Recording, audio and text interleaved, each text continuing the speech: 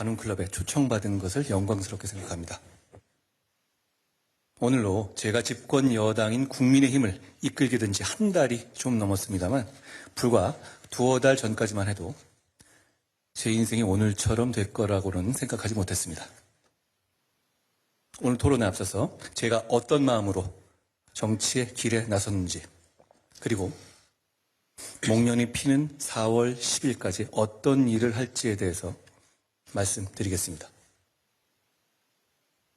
지난 연말 제가 비상대책위원장으로 거론될 때 저를 아는 모든 분들이 하나같이 미쳤냐, 절대 수락하면 안 된다라고 했습니다. 정치권 만만한 곳 아니니 너만 소모될 거다라는 얘기였는데요. 사실 누구라도 그렇게 생각할 만한 상황이었고 저도 그렇게 될 가능성이 아주 크다고 봤습니다. 한 달이나 지난 지금도 그 말이 맞다고 생각합니다. 제가 4월 10일 이후의 인생은 생각하지 않는다는 말을 했었는데요. 그 말은 100% 진심입니다. 그 후의 인생은 그때 가서 보겠습니다. 저는 이재명 대표의 민주당이 4월 총선에서 이겨서 개딸 전체주의와 운동권 특권 세력의 의회 독재를 강화하는 것이 이 나라와 동료 시민을 정말 고통스럽게 할 것이라고 생각했습니다. 비상대책위원장을 수락하면서 오로지 제가 비상대책위원장을 하는 것이 그걸 막는 데 도움이 되는지 아닌지만을 기준으로 결정했습니다. 민주당은 자주 저보고 어린 놈이라고 하지만 제 나이 정도만 돼도 자기가 뭘 할 수 있을지는 대충은 알죠. 저는 제가 국민의힘을 이끌게 되면 승리에 기여할 수 있을 것이라는 확신이 있었고 그래서 그 길을 가보기로 했습니다. 그렇게 결심했습니다.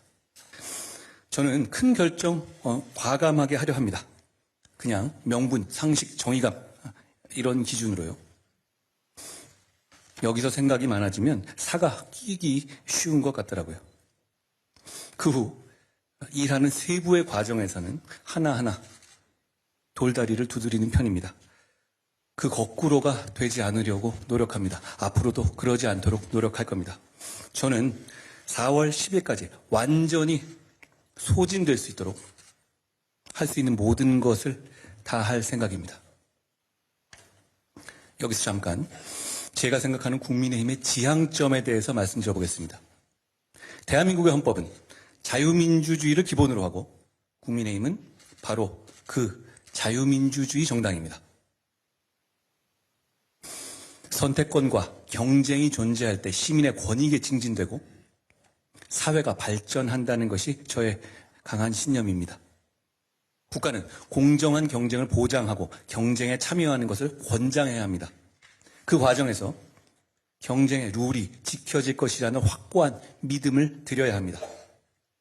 동시에 경쟁에서 이기지 못하는 사람들, 그리고 경쟁에 나서고 싶지 않은 사람들도 인간다운 삶을 살 수 있도록 보장해야 합니다. 우리 국민의힘은 그런 철학과 기본 방향을 가지고 개별적인 이슈마다 정답을 찾을 겁니다. 우파 정당이든 좌파 정당이든 중도 확장을 해야 한다는 전략을 말합니다. 그런데 모든 이슈에 대해서 일관되게 중간 위치의 입장을 갖는 사람이라는 건 현실 세계에 존재하지 않습니다.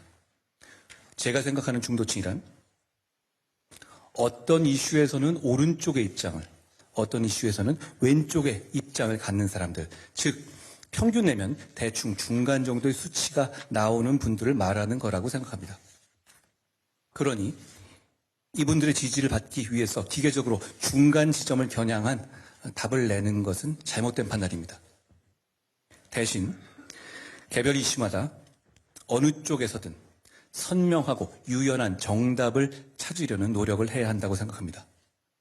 제가 이끄는 우리 국민의힘은 그렇게 할 겁니다.